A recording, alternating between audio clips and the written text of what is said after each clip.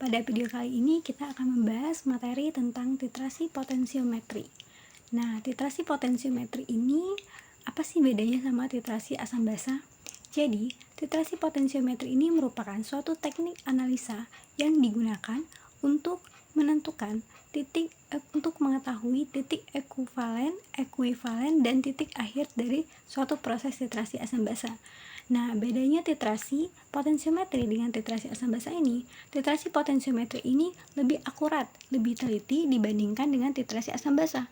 Karena pada titrasi potensiometri ini, kita menggunakan elektroda pembanding dan juga pH meter. pH meter sendiri merupakan alat yang digunakan, alat ukur pH yang akurat dan digunakan dalam titrasi potensiometri. Untuk alat yang digunakan dalam titrasi potensiometri ini sebenarnya sama dengan alat yang digunakan pada saat titrasi asam basa dengan menggunakan buret dan juga Erlenmeyer, statip, klem, dan sebagainya. Hanya saja bedanya pada titrasi potensiometri ini lebih memperoleh hasil yang lebih akurat dibandingkan dengan titrasi asam basa karena kita mengukur larutan asam dan basa yang digunakan dengan menggunakan pH meter. Selain itu, dalam titrasi potensiometri ini pun menggunakan neraca teknis. Neraca teknis ini merupakan alat yang digunakan agar percampuran antara larutan asam dan basa itu tercampur secara merata dan secara menyeluruh.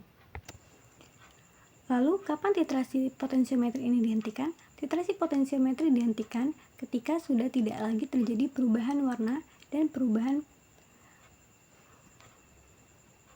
dan lonjakan pH yang signifikan. Pada titrasi potensiometri ini pasti terjadi lonjakan pH yang meningkat tajam.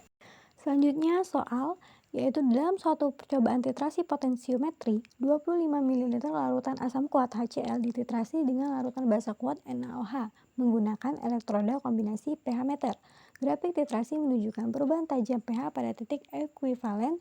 Tujuan utama penggunaan pH meter dalam titrasi ini adalah untuk A. menentukan warna larutan saat titrasi berlangsung, B. mengukur volume larutan NaOH yang digunakan, C. menentukan pH larutan sepanjang proses titrasi, D. mendeteksi perubahan warna indikator, E. menentukan massa HCl dalam larutan.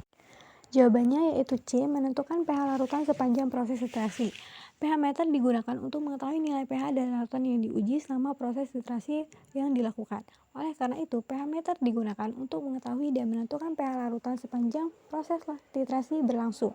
Karena pH meter merupakan alat yang akurat untuk menentukan pH larutan sepanjang proses titrasi.